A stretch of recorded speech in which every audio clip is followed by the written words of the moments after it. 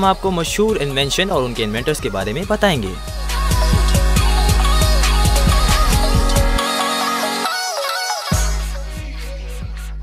Cellphone सन 1900 में इजाद हुआ और इसे इजाद किया I.E. बर्डनबर्गर ने, जिनका ताल्लुक स्विट्जरलैंड से था। टाइपराइटर 1864 को इजाद हुआ